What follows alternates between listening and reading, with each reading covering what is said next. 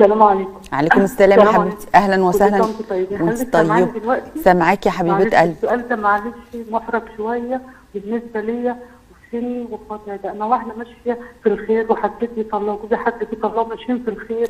طب اتكلمي بالراحه يا منى عشان نفهم بتقولي ايه. انت عندك كام سنه؟ بتقولي سني. انا وجوزي ماشيين في الخير من سنين وبنعمل خير كتير الحمد لله. ماشي الحمد لله. سامعاكي. والحمد لله وماشيين ما يرضي الله وحدنا بيت الله وكده، بس ربنا ما قررناش بالعيال. ففوجئت من حوالي 15 يوم كنت بعمل خير وبقرا فاتحه لوجهتي في الصوره وانا راجعه دخلت البيت لقيت جوزي مع واحده مش محترمه وضعها مش كويس. انا مش هو يشيل الوزر ماليش انا دعوه بيه. طب معلش يا منى ثانيه واحده. انت كنتي بره البيت بتعملي حاجه خير ورجعتي البيت لقيتي جوزك في البيت معاه واحده بتقولي كده؟ ايوه وضعي مش كويس. حلو الكلام كده. فانا ما عملتش حاجه وما عملتش صوت وما لقيتني في حاجه قفلت الباب وخرجت ورجعت. بعد كده اتكلمت معاه بكل هدوء. المهم انا مش فاهم. بصي يا منى هو انت بس بصي يا منى هو الصوت بتتكلمي بسرعه قوي فاحنا مش فاهمين قوي الكلام. انت لما لقيتي الوضع كده رحتي قفلتي باب الشقه ومشيتي؟ وخرجت زي الرسول ما قال السرعه على الحاجات دي. اسمعيني بس الاخر وبعد طب بس وضحي كلامك عشان احنا في كلام بيقع مننا. اتكلمي بالراحه. بقول لك قفلت الباب فعلا وخرجت. ماشي. المهم انا دلوقتي عشان ما عندوش سمعه مش كويسه واعمل نفسي سمعه سهله في فيلم متمحشر كده باكل لوحدي بشرب لوحدي عايشه في اوضه لوحدي كل حاجه. هل ده حرام ان انا هنفع؟ عندك كام سنه انت؟ انا عندي 57 سنه. وجوزك؟ وجوزي عنده 68 سنه. 68 سنه؟ ايوه. انت متاكده انك انت شفتي حاجه؟ يا مدام انا شفت بعيني محدش بعيني الاثنين. طب ماشي لما واجهتيه بقى لما رجعتي البيت بقى والست دي مشيت ودخلت اخواته في الموضوع بس انا بدور هل اللي انا دلوقتي باكل لوحدي بشرب لوحدي انا خايفه من رضا ربنا اللي ايوه هو قال ايه؟ كان رده ايه؟ بيقول ايه؟ رده اللي انا راجل واعمل اللي انا عايزه. ده رده؟ ان هو راجل عايزه تتطلقي انا مش هاجي اتطلق في السن. طب اتطلقي بعتني من واحده محترمه وماشيه ما يرضي الله ومشيت معاه ما يرضي الله والحاجه وكان بادئ حياته ده عمر طبعا وهو اللي منه وعدم الخلق والكلام ده كله الصبح ده هو دي غلطتي اللي انا صبرت على كل ده وان انت بس بتتكلمي فجاه بسرعه فكل حاجه ما بنفهمهاش. هو قال انا راجل واعمل اللي انا عايزه هو ده الرد؟ أيوة. وانت بتقولي ان هو بيعرف ربنا. فين ربنا بقى؟ فين انهي؟ وحاجز استغفر الله العظيم يا رب. حاج ضيع نفسه يا عيني. في ناس تضيع نفسها على اخر عمرها كده عنده 68 سنه يعني. انا بادئه معاه من الصفر وماشيه معاه انت بقى بادئه معاه من الصفر وما خلفتيش وكده فانت دلوقتي مش عايزه. هو بيقول لك اتطلقي فانت مش عايزه بقى تتطلقي عشان طبعا ايه ما تضيعيش كل المجهود اللي عملتيه طول عمرك ده صح؟ لا وسمعته انا ضاعت السمعه السن ولا سن انا واحده الحمد لله بس ربنا في كل حاجه وماشيه في الخير كتير وبعمل خير. انت سمعتك ايه؟ مشكله سمعتك انت عملتي ايه غلط؟ ليه بعد العمر ده كله؟ ما ايه؟ طلقنا ليه بعد العمر ده كله؟ ايوه حتى انت سمعتك فيها ايه؟ ولا انت ما تقدريش تعيشي لوحدك؟ ما فيش مثلا فلوس عندك؟ لا ماليش اي دخل. لا ماليش اي دخل ماليش اي حاجه. لا مالكيش اي دخل ولا اي فلوس. طيب فانت عايزه تفضلي قاعده كده مستوره برضو في البيت؟ ايوه دي لقمتي بلقمتي يا حبيبتي بلقمتي الحمد لله بلقمتي وربي عشان هو ربنا قسم عليا طيب انت ما فيش اهل يقفوا لك ولا حاجه؟ ها؟ لا مش عايزه اعرف حد مش عايزه الموضوع. اهله هو بقى قالوا ايه؟ معلش وغلطه ومش غلطه وزي اي واحد لسه شاب في حياته ومش ما تفرقش على رزقه والكلام ده. انا ما لسه هسيبك جدا انا واحده كبرت خلاص. انا عايزه رضا ربنا في الاخر. انا مش عايزه غير رضا ربنا. طب هو يا حاجه سامعاني هقفل بقى واسمع قول. طيب يعني انت حضرتك انا بسمع من التلفزيون عشان صوت السماعه بتاع التليفون واطي. طيب يعني يا منى قفلتي يعني؟ طيب هي قفلت بتقول انا هي مش عارفه قالت انا صوت السماعه واطي ولا قالت ايه. ما احنا ما كناش سامعينها. هتسمع في التلفزيون. ويعني وضع بصراحه صادم. يعني انا مذهوله من الكلام. احنا طبعا المكالمه لما بتجيلنا على اساس اللي بيتصل بيحكي قصه، فاحنا بنجاوب على اساس القصه دي. الله اعلم طبعا باي خلفيات تانية او اطراف تانية احنا ما بنبقاش عارفين، لكن مثلا لو القصه دي حقيقيه فهي صادمه. يعني الراجل عنده 68 سنه، يعني خلاص انت يا عم خلاص. وبعدين يعني عجوز. لا مش عجوز، لا متصابي، عجوز متصابي. كلمة عجوز لا تطلق إلا على الست. يا سلام. والله. والراجل يبقى اسمه ايه بقى؟ هو داخل على 70 سنة نقول عليه شيخ أو كبير السن.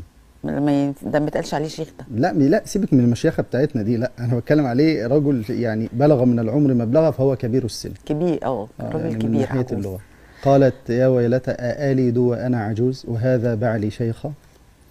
يعني على أي حال هو عجوز في لغة العامة ما فيش مشكلة، يعني طبعا. 68 سنة يعني نسأل الله السلامة. والمهم يعني. الواحد كلنا بنغلط أكيد. نعم خلاص صحيح. بس الواحد لما يغلط يستغفر أنا ربنا. أخشى ما أخشى بس يقف كده يقول أنا آسف، إن الموضوع مش أنا راجل أعمل اللي أنا عايزه. ما هو بس أنت قلتي إحنا بنسمع من طرف واحد. احنا بنسمع من طرف واحد لكن فبنجاوب على أساس الطرف ده. يا أستاذة دعاء إن الراجل لما جم يواجهوه بالكلام ده واجهوه بأمر صعب جدا. النبي عليه الصلاة والسلام في قضية الرجل الشاب الذي أراد أن يزني، فقال أذن لي بالزنا يا رسول الله، فحاوره النبي صلى الله عليه وآله وسلم. أنا أخشى ما أخشى إن الناس دي عاملة فيها كل واحد يعني عامل فيها يوسف الصديق وجاي وكأنه لم يرتكب ذنبا قط. أنا لا أعفي الرجل من الكلام اللي هو اتعمل، بس اللي هو جاي يقول له إزاي وأنت مش عارف إيه، فكان رد الفعل أعمل اللي أنا عاوزه. أنا أخشى من ده، يعني أنا خايف من ده. لكن المسألة دي تحل إزاي؟ أنا بس بقول للسيدة الكريمة ما تتكلمش في الموضوع ده أصلا، لأني إحنا بندخل في باب عندنا كده اسمه القذف إن لم يكن هناك بينة. خلاص كده لو ما فيش أدلة في المسألة دي. طب هي دليلها إنها شافت بعينيها. هي شافت بقى، ما إحنا هنقول لها تعمل إيه، بس ما تروحش تقول يا جماعة أنا شفت وعملت و إلى آخره. خلاص قصدك ما تفضحوش يعني.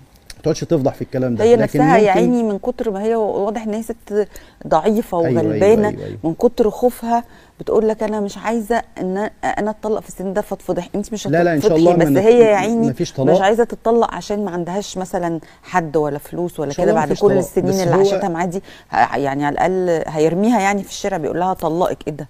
ما هو انا خايف ان ده يكون رد فعل يا استاذه دعاء. تفهماني؟ ماشي. هو انا فاهمه قصدك ان هو اتغاظ منهم فراح عمل كده. طيب قعد مع مراته الغلبانه دي في البيت لوحدهم، ما يروحش بقى يطبطب عليها ويقول لها انا اسف ولا كذا؟ هو ده الكلام، ده الكلام اللي احنا نحاول قدر الامكان اللي هي تبدا تتكلم معاه. طيب انت شفت مني تقصير، طب اللي انت عملته ده غلط ولا مش غلط؟ انا يا سيدي مسامحاك، بس ده غلط ولا مش غلط؟ تقول له كده، هيقول لها والله غلط، ده كان زله كده وبتاع، نسال الله ان يعفو عنا، نسال الله ان يتوب عليه. تبدا تذكره اولا بالله تبارك وتعالى. فالراجل ان تذكر قال لها يا ستي، يجي يقول لها ايوه انا عارف ان هو غلط وهكمل غلط، بس بالراحه. احنا نتكلم بالراحه. اول ما نشوف الكلام ده نقول لها يا اختي الكريمه، انت تاكدتي ان هو كان، انا اسف في اللفظ ده، يعاشرها معاشره الازواج؟ فقالت لا انا ما شفتش الكلام ده انا شفته قاعد مع واحده بس كده قبولات وبتاع واحضان ومش الكلام الفاضي ده. طيب كويس، ما فيش يعني اكتر من كده؟ لا انا ما فيش اكتر من كده.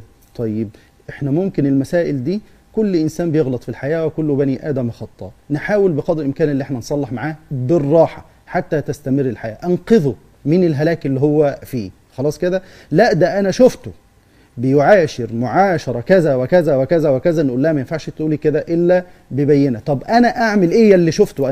انا اللي شفته اعمل ايه؟ نقول لها يجوز لك ان تمتنعي منه الى ان يتوب، فاذا تاب الله على من تاب. يعني زي ما هي بتقول كل واحد قاعد في اوضه كده وما فيش علاقه بينهم. لكن ده بايه في الحاله اللي انا بتكلم فيها؟ هي تكون شافت كده. طبعا. والا لا انا بلقمتي وخلاص. طب هو اذا احتاجها، إذا احتاجها ماذا نفعل؟ وهي تقول له لا أنا أسفة، ده الشيخ قال لي ما تقربيش منه.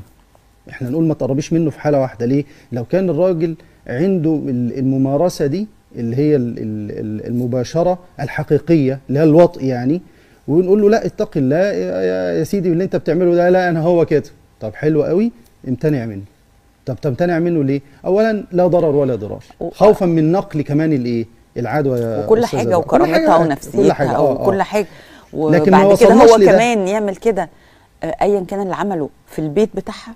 ما احنا يعني نشوف بقى السبب. يعني في في كده حلقه إيه؟ في حلقه مفقوده يا استاذه دعاء، احنا مش عارفين الله نتوصل أعلم. اليه. ثانيا لما كلمت اهله، مين هم اهله اللي جه يكلموه؟